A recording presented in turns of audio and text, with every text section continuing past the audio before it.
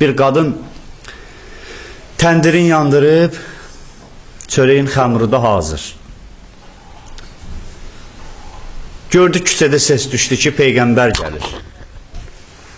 Qoydu təndiri yana-yana, uşağı da oynayır təndirin yanında. Xamurunu da qoydu, əli xamuru qaçdı küçəyə. Ya Peyğəmbər, salam. Əleykumussalam. Ya Peyğəmbər, səndən bir neçə sualım var. Olar, dedi, olar xanım. Dedi, ya Peyğəmbər, Allah bəndələrini çox istəyir, ya ata-ana övladını çox istəyir?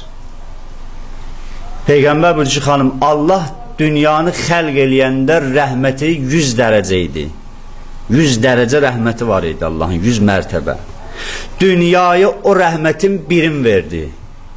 O bir dənənin üstündə ata da evladını sevir, ana da evladını sevir, övlad da atanı sevir, insan Peyğəmbərini sevir, insan imamını sevir, insan dinini sevir, kitabını sevir, o sevilməlilərin hamısını sevir.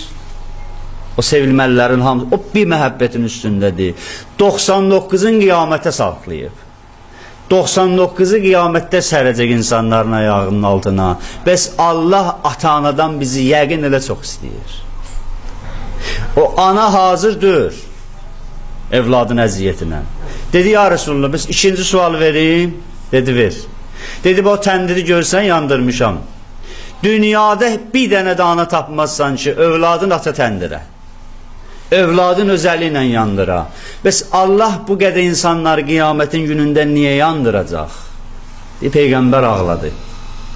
Peyğəmbərimiz ağladı. Dedi, xanım, o cürdür. Allah yandırmayacaq. Qoy, dedi, bir misal varım sənin üçün, o cür başa salım səni. Dedi, təndiri yandırmısan, getmirsən evə xamurunu da alayıcı. Uşağa da tapşırmısan ki, ateşdir, oddur, yandırar. Yaxınına getməyin. Gedəsən çörəyin xamurun getirməyə, gələsən görəsən uşaq düşüb təndirə, neynərsən? Dedi, başıma vurub ağlayaram. Ürəyim yanar. Dedi, Allah da o cürmədir. Allah günahı ki, deyir haramdır, yəni deyir oddur. İndi bir bəndə özəli ilə gedir, o da girir, özün yandırır. Allah neynəsin bunun üçün? Allahın qəsdi dördü yandıra. Deyir, bu yandırandır. Şamın istisi var, amma yaxınlaşdırsan barmağın yanacaq. Ondan çıraq kimi istifadə edə bilərsən. Ondan özü həlak da edə bilərsən.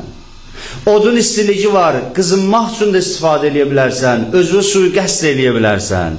Sui-qəsd haramdır, eləmə. İndi gəlib bir nəfər eləyir. Allah neyniyər? Peyğəmbər buyurdu, xanım, Allah ata-anadan da çox istəyir. Allah namazı niyə istəyib Allah? Çox istəyib deyə namaz istəyib bizdən. Birini yollaya ailə üzvünün, biri gedə məsələn uzağa. Onlar ki, evladı hərbi xidmətdədir. Allah sağ-salamat qaytarsın. Mən sual eləyirəm buradan. Bəzi atanı var, deyir evladına ki, heç olmasa həftədə bir dəfə danış.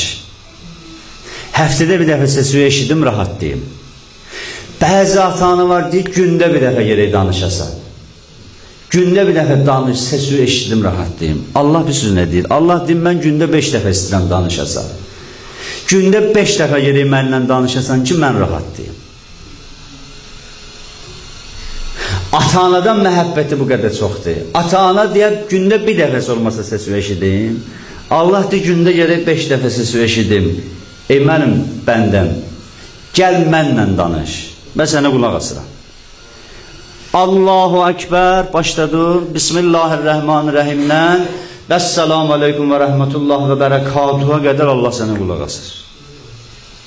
Axıra qədər Allah sənə qulaq asır. Bir dəfə də istəmir, 2 dəfə də istəmir, 5 dəfə istəyir. Deyir, birdən vaxtında çatdıra bilmədin, gəl qəzasın elə. Gecikmirsən, yenə gəl danış, qəbul eləyirəm. Deyir, Allah, bir ömür gecikmişəm.